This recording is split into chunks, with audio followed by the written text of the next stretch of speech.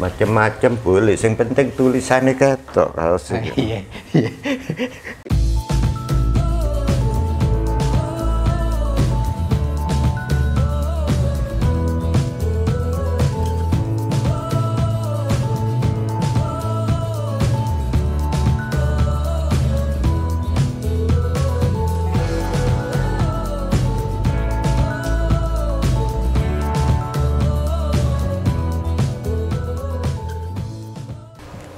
Lah ini Jumat barokah buat saya ini karena tiba-tiba saya ditelepon legenda sepak bola Indonesia, Om Risdianto. Biasanya kan saya yang nelpon, tahu-tahu kemarin Jumat ditelepon orangnya ke Pasuruan. Jadi rasanya nggak afdol kalau saya tidak datang sowan ke rumah beliau. Sekarang saya sowan ke rumah beliau di Pasuruan, rumah masa kecilnya. Selamat sore Om Riz. Kok sore sih? Oh, ini masih siang ini. Iya. Kenapa sore Om Riz? Karena sore itu waktu yang menyenangkan untuk bermain sepak bola. Kalau itu saya setuju. Oh iya, siap. Oh ya, ini sebelum kami ngobrol, kebetulan tadi kami datang ke klinik, ke lab untuk tes antigen. Nah, ini hasilnya. Alhamdulillah. Alhamdulillah. Hasilnya negatif. Nah, ini kan saya bertemu Om Risdianto, legenda sepak bola Indonesia ini, karena dulu salah satu striker terbaik yang dimiliki Indonesia. Pernah juara bersama Persija Jakarta di Perserikatan, pernah juara di Galatama edisi pertama bersama Warna Agung. Orang yang bikin Persekap Pasuruan naik ke divisi utama waktu itu. Nah, tapi kalau ngomong Om Riz, rasanya ini Om Riz, nggak afdol kalau kita nggak membukanya dengan pembicaraan waktu Indonesia lawan Santos 21 Juni 72. Siap, itu masih ingat saya. Alhamdulillah masih ingat. Umur sekarang berapa Om? Sekarang saya 71. Oh masih muda. Masih muda. Beda tipis sama saya. Iya. Saya masih 17. Ya berarti hampir sama tulisannya. Iya. Nah, Om Riz, waktu lawan Pele itu kan, Pele Indonesia lawan Santos, Pele cetak 1 gol, Risdianto cetak 2 gol. Yang diingat sebelum pertandingan itu dan saat pertandingan itu apa Om Riz? Pada sebelum pertandingan kita biasa, jadi kita main lawan tim Brasil itu dia sepak bola indah, jadi kita lebih senang daripada ngelawan kayak Eropa Timur karena temponya tidak cepat. Jadi kita senang lawan tim Brasil itu. Tapi di situ ada Pele dan itu idola saya pada saat itu. Jadi dari masuk lapangan aja saya udah lihat Pele aja, sampai jalannya itu begitu anggun Pele kalau jalan di lapangan. Nah itu yang saya lakukan. Tapi pada waktu main saya juga sering lihat dia kalau tim PSSI diserang, saya banyak lihat Pele karena saya penyerang, jadi nggak ada kegiatan, jadi nonton Pele. Tapi pada saat kita menyerang, saya sudah nggak mau lihat Pele, saya mau main aja sendiri yang seperti saya bisa gitu. Tapi istimewanya nih Om, istimewanya di pertandingan itu Santos menang 3-2 Om ya. 3-2. Tapi Pele hanya cetak 1 gol. Risdianto cetak 2 gol. Rasanya ya apa waktu itu? Saya ya nggak lihat Pele. Saya main ya main aja. Saya itu hanya kalau tugas saya menyerang hanya menempatkan diri saya di mana. Nah, jadi saya menempatkan diri, oh bola di sini, saya harus berada di sini. Hasil ketemu ya terjadi gol. Itu tidak saya rencanakan bikin gol. Saya hanya berusaha bikin gol. Jadi beda. Kalau menurut saya di sini harus sini itu enggak. Saya ini kemungkinan di sini dapat ya terjadi gol apa tidak, itu aja. Jadi kalau dibilang merencanakan untuk bikin gol ya tidak. nggak ada rencana untuk mengalahkan Pele, nggak kepikiran. Yang kepikiran justru belajar dari Pele, belajar dari dekat itu ya. Melihat dari dekat seorang Pele itu seperti ini. Jadi saya tidak dapat pelajaran sebetulnya, cuma saya melihat begitu anggunnya orang ini kalau jalan di lapangan. Jadi nggak salah Risdianto mengidolakan Pele. Itu pasti. Kalau jujur, idola saya di Indonesia itu Anji Ali Nurdin. Oh ya, podo-podo Jawa Timur ya, Ya, karena dulu nggak bisa lihat dari TV, yang bisa dilihat yang langsung aja. Nah itu kebetulan beliau orang Surabaya. Saya masih sempat ngelihat, sempat melawan. Jadi idola saya pada waktu itu ya beliau Mas Anji Ali Nurdin. Om, sebelum melawan Santos itu sebenarnya Om Riz itu sebenarnya belum jadi pilihan utama ya. Jadi waktu yang pernah saya dengar itu jelang Piala Kemerdekaan kalau nggak salah.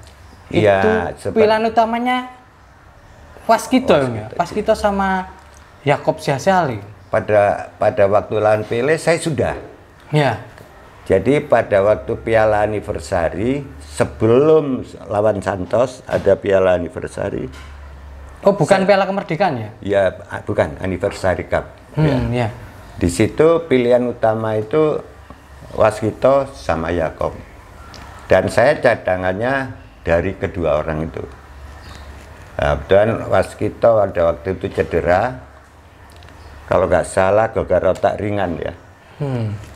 Saya ganti Waskito, terus lagi rezeki ada, sering bikin gol pada waktu itu. Main ganti bikin gol, 2 hari lagi main bikin gol, terus bikin gol terus. Emang kalau lagi rezeki ya kayak gitu. Nah, tapi yang pernah Om Riz cerita beberapa tahun yang lalu ketika ngobrol sama saya cerita bahwa bukan gol ketika lawan Santos itu yang paling berkesan, tapi gol pertama waktu lawan Olaria. Tahun 70 akhir. Masalah. Kenapa berkesan itu bagi? Berkesan. Pertama saya anggota Pardedetex. Semua tim nasional anggota Pardedetex ini pergi ke Jakarta, saya tidak terbawa di luar daftar. Kebetulan Olaria ini main 2 kali. Yang pertama lawan Pardedetex, Yakob ini cedera, diganti oleh Max Timisela. Max Timisela kebetulan kurang memuaskan. Besoknya saya dipanggil dari Medan untuk datang ke Jakarta dan main di Senayan. Dan itu untuk pertama kalinya saya main di Senayan. Jadi akhirnya apa terjadi? Saya main, saya dipasang, saya masuk pemanasan. Itu dasar kita orang kampung juga. Melihat stadion bundar itu aja kita bingung. Masuk ini stadionnya kok bundar gini. Jadi kita bingung. Dan terjadinya gol itu sebetulnya luar biasa membingungkan buat saya. kok bisa? Jadi aslinya saya hampir di garis tengah itu. Saya dapat bola ada di sektor kanan, garis bulat sektor kanan, saya dapat bola, saya balik badan gini, ngelihat Kadir di kiri luar ini lari, karena saya pemain baru, saya buru-buru ngopernya, bolanya itu nggak ke Kadir, malah ke gawang, melenting ke atas gitu ke gawang dan terjadi gol. Jangankan itu gol, kita selebrasi, ya. Kita bingung itu gol apa enggak, jadi kita bengong, orang lain meluk saya bingung ada apa nih. Ya karena masih baru sekali dan itu baru latihan di Senayan aja belum pernah langsung main gitu. Jadi itu pertama di tim nasional, pertama masuk Senayan tanpa latihan dulu dan gol. Sebenarnya nggak niat nyetak gol, niat Aslinya ya nggak lihat ngoper. Ke efek jadi lurus, mestinya ngopernya ke kiri gitu kan. Oh, iya, iya. Itu benar terjadi. Jangankan mau ikut seneng, bingung ngadepin itu. Jadi nggak ada selebrasi sama sekali. Nggak ada persiapan untuk gol. Nah, setelah pertandingan itu kan pasti ini, apalagi itu gol perdana, pemain baru, gol perdana, pasti kan banyak wartawan yang nanya. Menghadapi itu gimana waktu itu? Apalagi karena kita nggak pernah ngadapin wartawan dan kita pemain baru, ya. Di situ apa jawaban kita itu bingung. Pertanyaannya apa perasaan pada waktu bikin gol itu? Saya kebetulan ingat-ingat ada pelatih pernah ngomong bahwa kiper ini sering berada di depan. Kalian coba-coba untuk ngelob dari jauh. Itu memang ada instruksi itu. Saya menjawab seperti itu kepada wartawan. Dan senior-senior itu ada di dekat saya langsung komentar. Mungkin salah satu yang komentar ini ada di Surabaya sekarang, yaitu M. Basri. Oh iya. Langsung dia bilang, Cuki Maya anak kecil tukang bohong. Jadi saya dari situ gugup juga ngadepin mereka. Lebih gugup ngadepin senior daripada ngadepin wartawan. Nah, itu yang terjadi gol pertama itu. Nah ini kita flashback jauh ke belakang lagi. Soal awal mula Om Riz berkenalan dengan sepak bola ini. Itu kan yang pernah saya dengar ceritanya, karena kan saya juga nggak tahu, karena umur saya masih 17 tahun Om. Nggak tahu ketika Om Riz main dulu. Om Riz itu di umur 14 tahun, umur 13 mungkin ya Om ya, sudah masuk Persekap Kota Pasuruan dan bawa Persekap lolos ke divisi utama. Benar begitu? Jadi saya dulu latihannya umur 13 ya. Tapi pada waktu mulai main, mulai dipasang itu umur 14. Dan pada waktu ikut kompetisi apa istilahnya dulu di provinsi itu ya. Iya. Terus juara di situ baru kita berangkat promosi degradasi pada waktu itu istilahnya. Main di Makassar.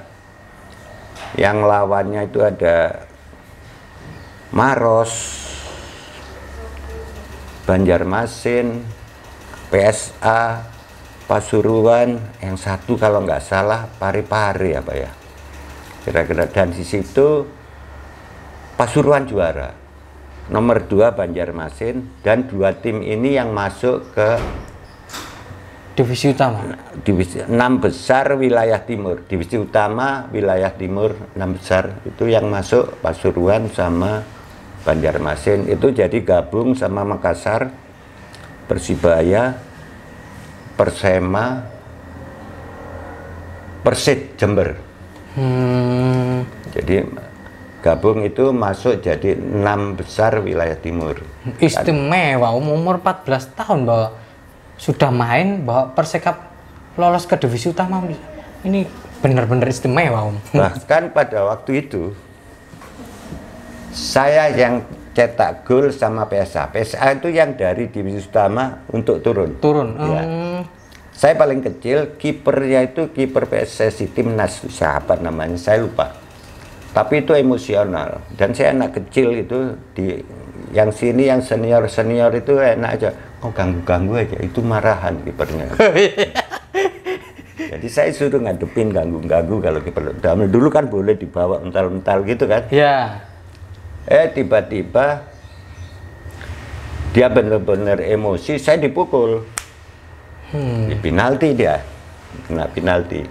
Itu juga orang Pasuruan ini pada waktu itu saya paling kecil, mereka nggak berani nendang, malah dia nyuruh saya, udah kamu aja nendang.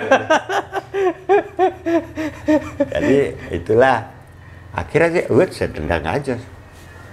Udah masuk dan kita menang 1-0 sama dia. Itu aja menangnya. Jadi saya ini selama main bola nendang penalti itu 100% saya masuk. Karena cuma 2 kali. Oh iya, iya. Lawan PSA itu? Sama lawan Pre-Olimpik adu penalti lawan Korea Utara. Tahun?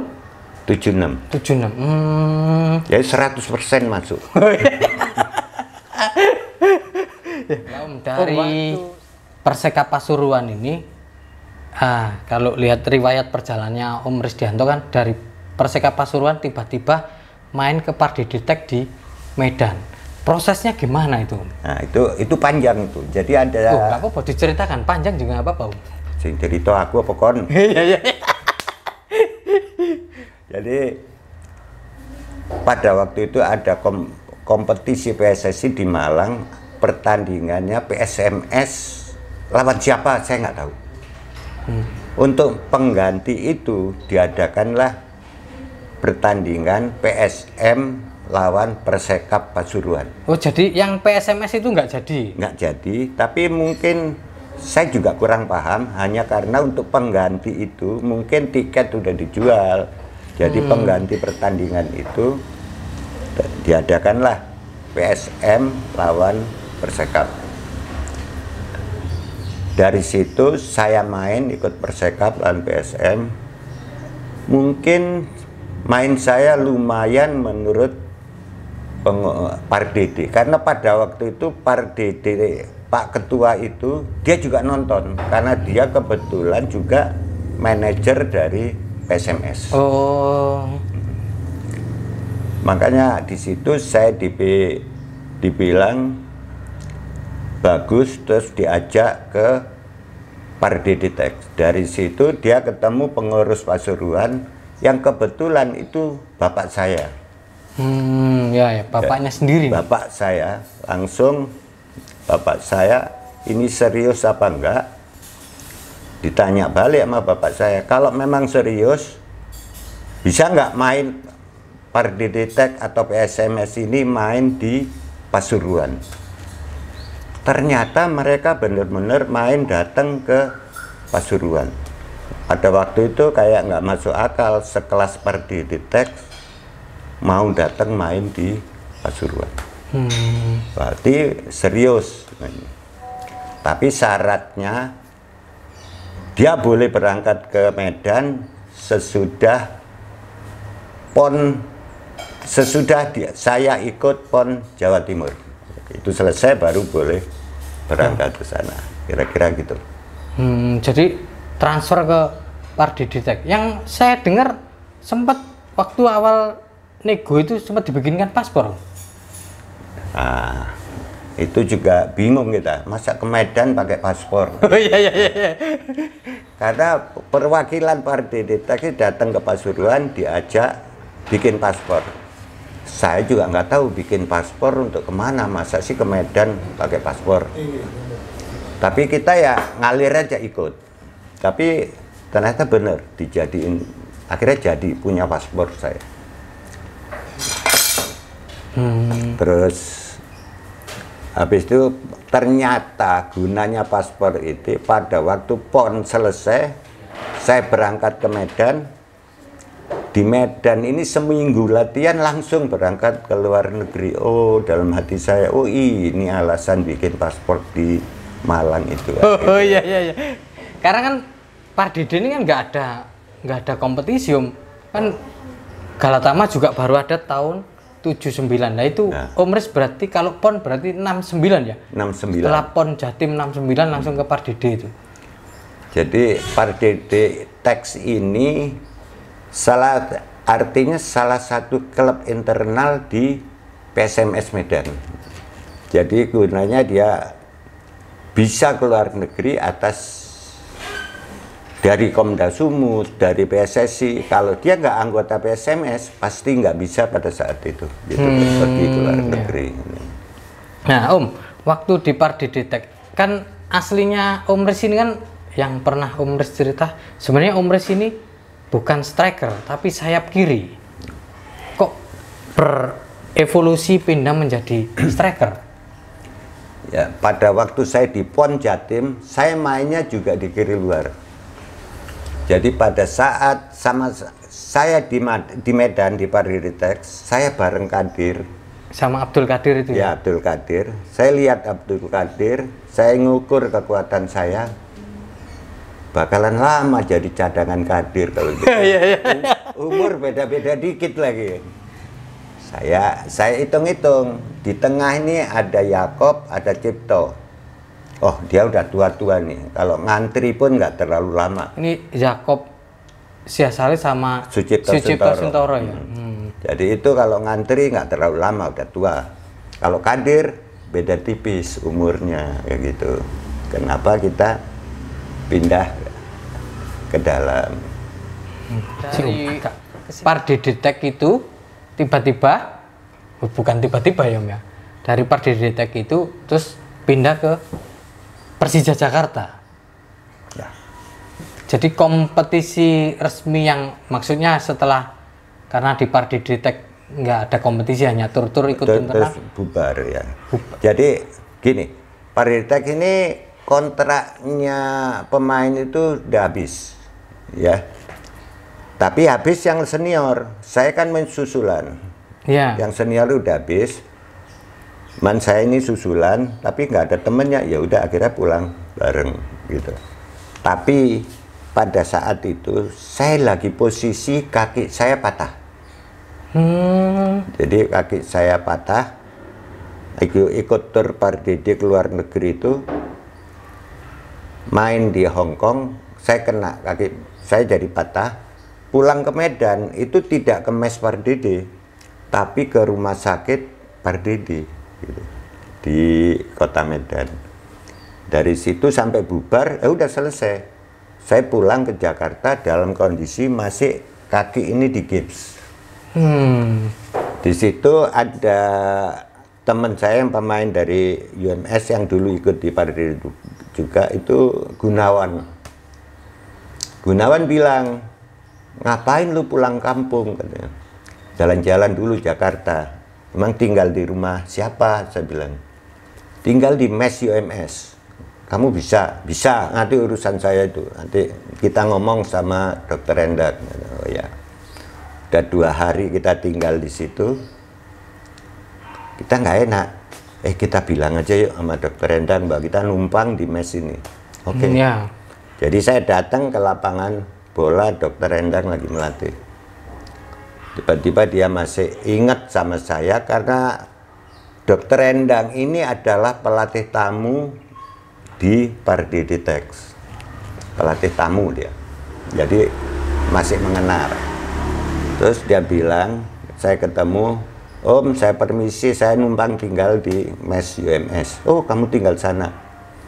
Terus dia bilang sama Gunawan, besok datang ke tempat praktek saya ya. Oh, ternyata tempat praktek dia itu di dekat mes. Mesnya UMS itu, UMS itu. yang saya numpang itu. Dari situ saya tanya Gunawan, jam berapa Gun kalau ke sana? Ya udah terserah saya itu. Nanti jam 6 kurang 10 kita berangkat. Dari mes itu kira-kira 100 meter. Jam 6 kurang 10. Sampai sana masih jam 6 kurang 8. Nanti saya diajarin sama Gunawan tuh. Jam 6 kurang 2 menit kamu masuk ke ruang pasien. Masuk ke ruang pasien. Jam 6 pas dia buka. Di teorinya begini, teorinya Gunawan, jam 6 kurang 2 menit nanti dia buka. Jam 6 pas dia bilang buka. Nanti kau dipanggil begini. Jadi saya udah ikutin itu skenario Gunawan.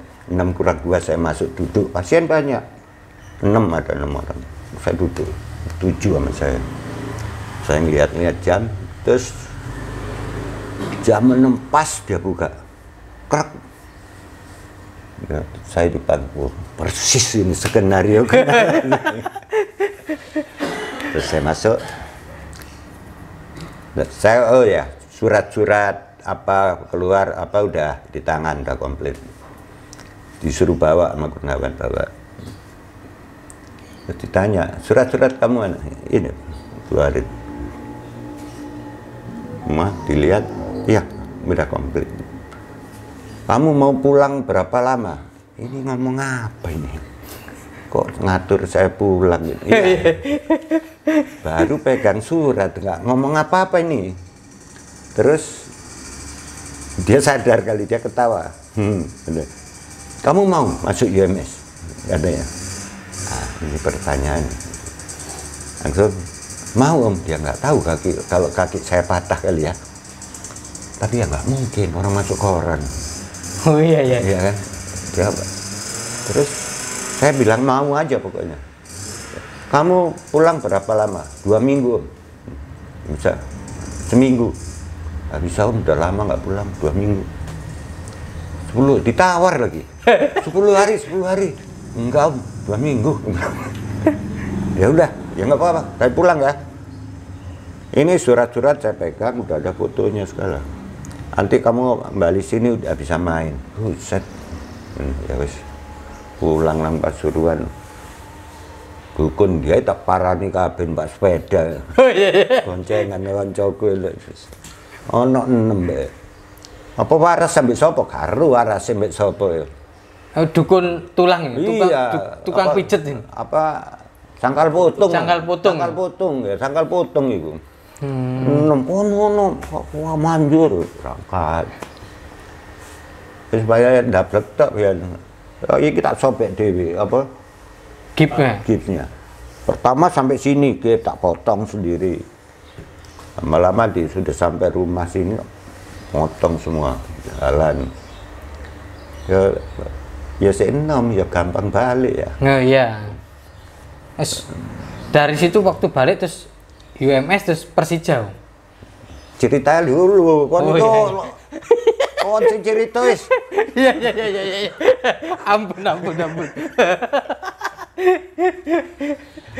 Jadi balik kan. Baru datang itu 2 hari lagi kompetisi, langsung main.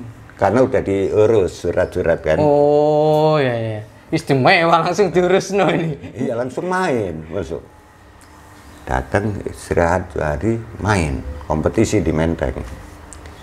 Baru kompetisi main-main latihan nggak tahu langsung main. Terus diantem iki. Betang prak. Jatuh aku. Langsung ambulan rumah sakit. Waduh, mulai mana Pasuruan nyambut kayak kedawung itu.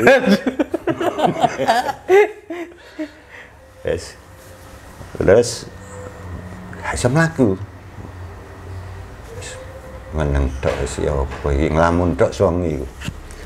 Nggak tahu dokter Endang ini kan termasuk dokter top juga di situ. Jadi dia tapi kan kalau nggak salah beliau dokter gigi. Dokter gigi, tapi lingkungannya kan kuat. Oh iya. Jadi di rumah sakit umum itu dia kepala bagian gigi palsu. Jadi terus dia nggak tahu gimana malam-malam saya bisa dironset.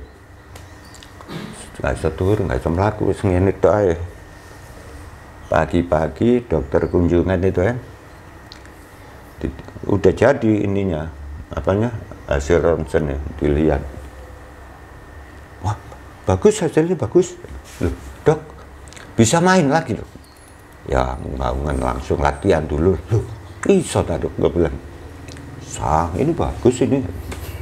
Langsung ngadeg melaku aku. Jadi nggak bisa melaku itu trauma ya. Oh Kena bunyi prak jatuh. Bisa melaku loro, wedi kate melaku. Ya apa? Jadi wis trauma kenanya di situ. Zaman biyen nggak ono skin deker wis.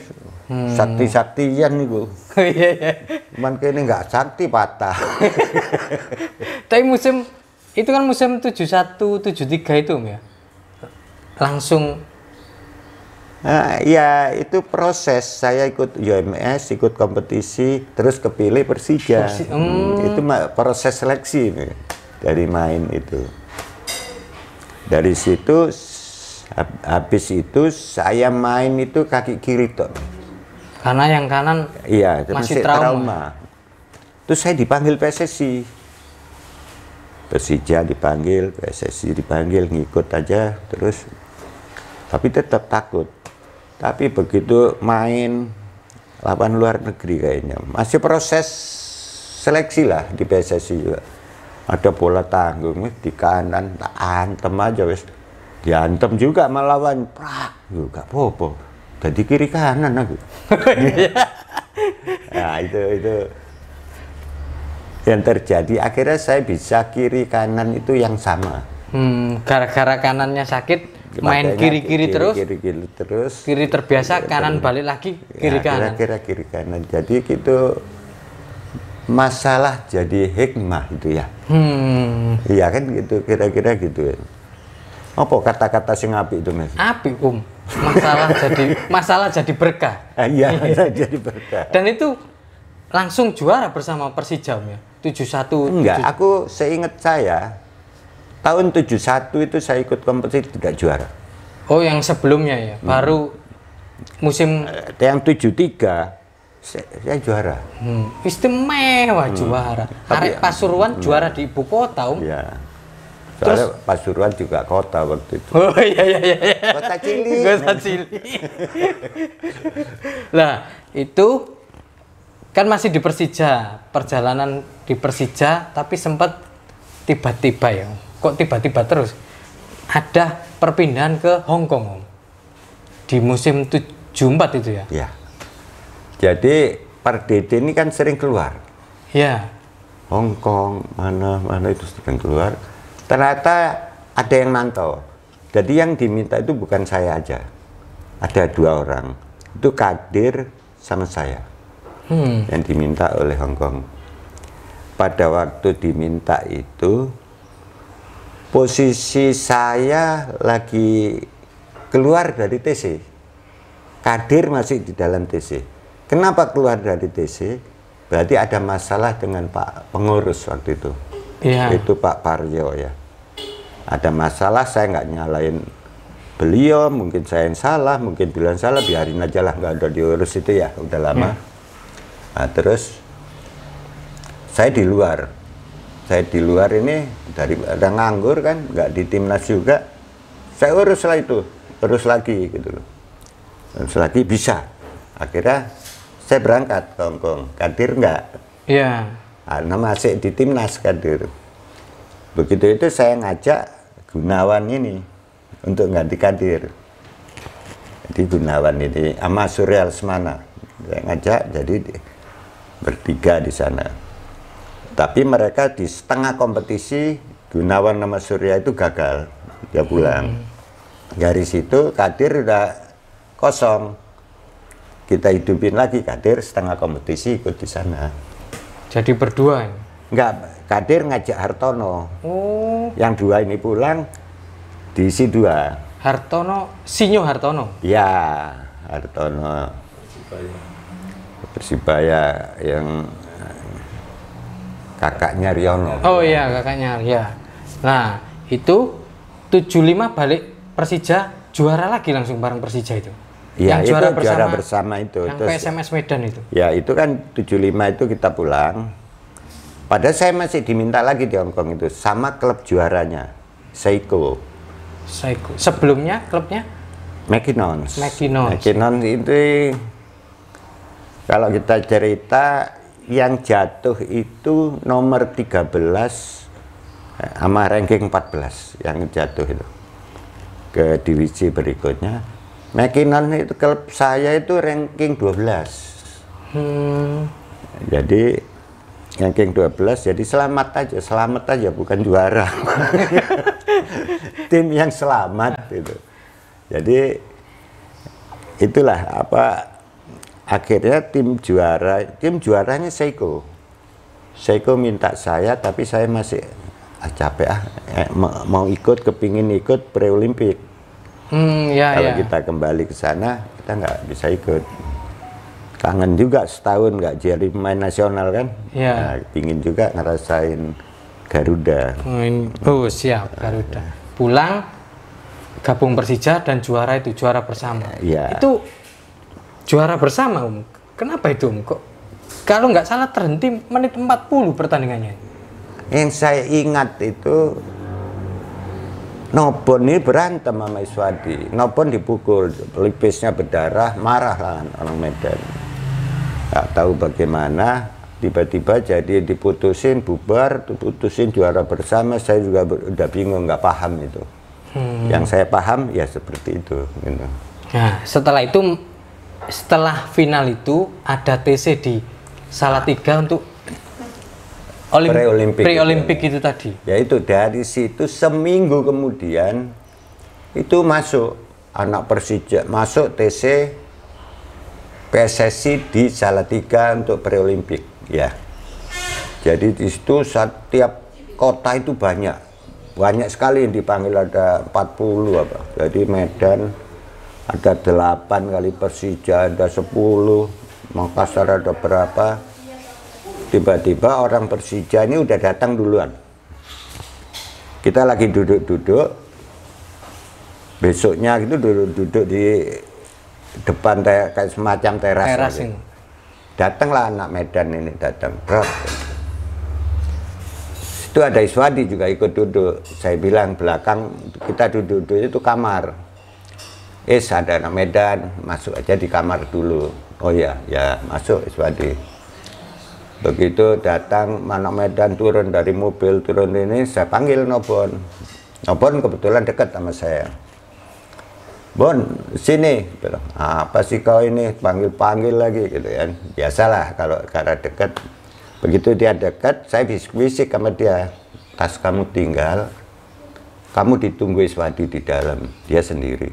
Masuk dia. Begitu masuk, mereka juga udah peluk-pelukan. Nggak jadi berantem? Nggak berantem, peluk-pelukan. Nah, itulah yang terjadi di sepak bola. Sebelumnya berantem kayak apa, begitu ketemu juga baik-baik aja. Tapi kalau di Diemen, dia nggak ketemu dulu. Kompornya di sepak bola itu juga banyak. Oh iya. Kompor. Jadi bahaya kalau kita duluin gitu, udah nggak ada masalah. Jadi selesai. Adem duluan. Udah selesai, udah nggak ada apa-apa lagi gitu. Nah Om ini bagian akhir ini karena sudah menghela nafas ini. Om Riz, satu hal yang unik dari Om Risdianto waktu semasa bermain itu kan seringkali ini membenarkan tali sepatunya. Nah, itu bagian dari strategi atau ada hal yang lainnya? Sebetulnya itu ada untuk saya masa istirahat. Jadi saya ternyata tidak mempunyai kekuatan seperti orang lain yang recovery-nya cepat. Kalau saya ini lambat. Jadi untuk mendapatkan itu kita harus cari lawan untuk apa? Mau betulin sepatu. Tapi lawan saya ada. Jadi saya udah kerja, artinya saya dijaga lawan. Gitu. Jadi nali sepatunya sengaja mendekat ke tempat berdirinya lawan? Iya, lawan ada 3 meter dari saya. Gitu. Oh terlalu jauh, saya mendekat lagi. Begitu di dia, saya baru betulin sepatu untuk waktu saya istirahat. Tapi saya juga termasuk sudah kerja itu, karena sudah menarik lawan untuk berdiri di situ. Jadi itu keadaan kondisi saya memang yang tidak tepat. Jadi harus berbuat seperti itu. Mikir jalan lain nggak ketemu, ya udah itu aja. Jadi itu bukan bagian strategi untuk mengelabui back lawan ya, tapi untuk apa? Mengontrol kondisi sendiri. Jadi istimewa ini bisa menemukan cara itu, Om Riz. Artinya kita mikir-mikir dapatnya seperti itu. Jadi kalau orang bilang ini pura-pura apa, ya masuk akal juga orang berpikir begitu. Tapi aslinya dari saya ya seperti ini. Nah, selain soal tali sepatu, ini kan ada, kalau saya menyebutnya trio RRI, ya. Roni Patinasarani, Risdianto, Iswadi Idris. Nah di banyak titik itu kan Roni Pati dan Iswadi ini kan nggak banyak titik temunya Om, tapi Om Riz ada di antara dua-duanya nih. Itu sebelumnya saya akan bicara bahwa saya beruntung mempunyai sahabat yang pola pikirnya tuh dua-duanya cemerlang. Ya. Jadi tapi mereka kurang cocok. Sebetulnya banyak pertanyaan, emang masalahnya apa? Iya kan? Iya. Sebetulnya tidak ada masalah. Oh iya. Jadi pernah ketidakcocokan itu berlarut-larut. Kebetulan saya orang Jawa, saya bilang, kamu itu kalau orang Jawa, supaya bisa damai saya tanggapin wayang kamu. Gitu. Jadi seperti itu dia ketawa aja. Tapi ya saya berada di tengah mereka, saya itu mendapatkan manfaat pada saat bermain. Contohnya, setiap mereka dapat bola, saya mencari tempat aja, pasti saya dapat bola. Kalau saya nggak dapat bola karena dijaga rapat, itu baru dia cari orang kedua. Orang kedua itu siapa? Kalau Iswadi yang bawa, oh ada Roni, dikasih Roni. Tapi pilihan utama mereka adalah saya. Dan ini saya sangat beruntung mempunyai teman seperti mereka. Begitu. Artinya sebenarnya Roni sama Iswadi itu nggak ingin saling ngumpan gitu. Jadi memilihnya, oh umpan aja ke Risdianto gitu. Kebetulan saya, kalau umpan saya bisa dapat kan, saya menempatkan diri untuk bisa bikin gol kan. Iya. Tapi kalau misalkan Iswadi yang dapat bola, umpan saya nggak bisa. Mungkin ke Roni, artinya ditarik ke belakang, lebih menjauh ke gawang. Tapi pasti itu pilihan kedua. Begitu juga Roni.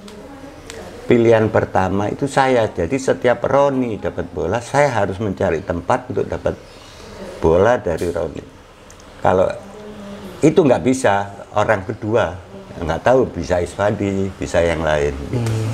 Yang jelas dari ketidakcocokan keduanya, yang diuntungkan adalah Om Riz ya. Saya yang diuntungkan. Karena selalu dapat umpan mateng dari keduanya. Tapi bukan saya yang membuat mereka tidak cocok. Iya. Jangan salah persepsi bahwa saya membuat mereka tidak cocok. Itu tidak. Hanya saya mendapat keuntungan dari itu. Jadi memang kedua-duanya ini memang sering nggak ketemu jalan ya. Tapi bisa bersahabat baik. Bertiga ini, trio RRI ini. Kita bertiga bersahabat, tapi kalau mereka berdua enggak. Iya. Kalau jalan bertiga bersahabat. Kalau mereka berdua enggak. Itu pasti. Karena pernah kejadian mereka itu pengurus PSSI pada waktu itu, saya datang, dua-duanya enggak ada. Saya tanya salah satu orang, kemana Roni sama Iswadi? Oh, mereka jalan berdua ke sana. Dia jawab itu, saya bilang nggak mungkin karena lorong ini jauh, lebih dari 50 meter. Ya. Masa dia berdua? Tadi saya lihat dia berdua. Nggak mungkin. Loh, kok nggak mungkin? Mas Tris nanya sama saya, kok nggak mungkin? Ya pokoknya saya bilang nggak mungkin. Ya, terus ada ketemu Roni yang ada di samping situ, ada di Senayan di pintu merah. Yang di sana Iswadi. Terus dia bilang, bener Mas Riz jago, Mas Riz ini. Setelah Roni ada di sini. Karena kalau satu jalan ke kanan, maka satunya pasti ke kiri, nggak mungkin dua-duanya ke kanan. Dua-duanya ke sana untuk jarak 50 meter. Padahal. Nah, Om Riz ini juga yang unik juga waktu Persija juara musim berapa? 78-79 kalau nggak salah. Itu Om Riz kan ada di tim itu kan, tapi nggak ikut sampai akhir. Ada apa itu? Ya pertama saya memang ikut. Kedua itu pelatihnya Marek Yonata, Marek Yonata, orang Polandia. Sekarang udah almarhum. Jadi yang dipasang itu kebetulan striker yang lebih muda dari saya itu Taufik Saleh. Terus saya dipasang gelandang. Saya bilang saya nggak mau kalau main gelandang. Kalau saya lebih baik jadi cadangan daripada saya dimainkan di gelandang karena itu bukan tempat saya bilang. Dia marah. Kamu nggak mau ngikutin nggak ininya pelatih harus diikutin. Terus saya bilang kalau pemain nggak boleh harus ngikutin pelatih mau nggak ngikutin pemain bahwa saya bukan tempat itu. Mestinya pelatih harus menghargai pemain. Terus dia lapor, kebetulan manajer waktu itu Bob Happy. Bob Happy bilang sama saya,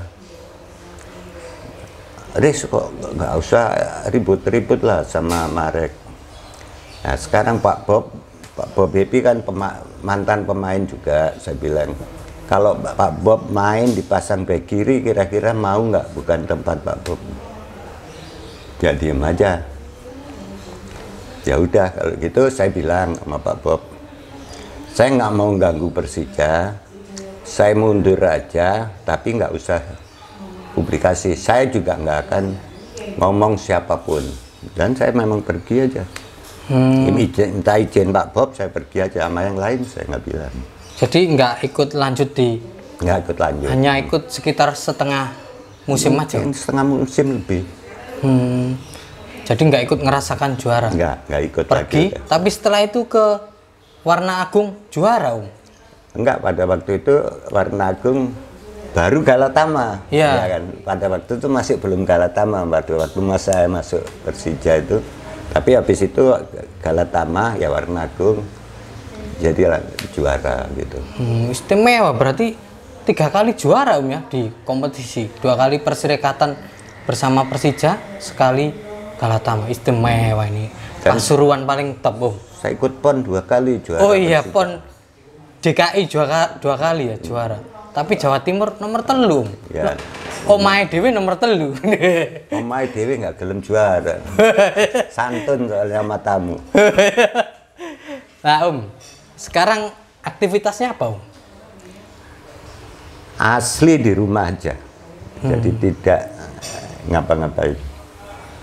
Jadi kalau istilah sekarang katanya orang ngomong cucu katanya. MC ya udah gitu. Sudah sepak bola hanya dilihat sebagai hiburan aja. Saya masih sering ikutin. Kadang-kadang diajak teman-teman yang itu ya diskusi, ngopi-ngopi, ngomong bola. Kadang-kadang ketemu omah bola. Oh iya, amin. Jadi kita berusaha ngomong bola untuk tidak ketinggalan gitu. Jadi tetap menjaga kedekatannya dengan sepak bola, tapi waktunya lebih intens sama keluarga sekarang. Jadi aslinya seperti itu. Buktinya saya bisa diajak ngomong sama omah bola. Ya. Siap. Ini karena saya kemarin ditelepon Umri, jadi kan nggak enak kalau saya tidak datang nemui legendanya sepak bola Indonesia ini. Berarti saya tepat nelpon orang yang tepat berarti ya. Siap. Oke kalau gitu ini teman-teman ini obrolan bersama Om Risdianto, salah satu legenda sepak bola Indonesia. Dan kalau mau menikmati obrolan sepak bola tetap di sini di Om Abal-Balan. Terima kasih Om Riz. Sama-sama. Selamat sore. Selamat siang. Iya.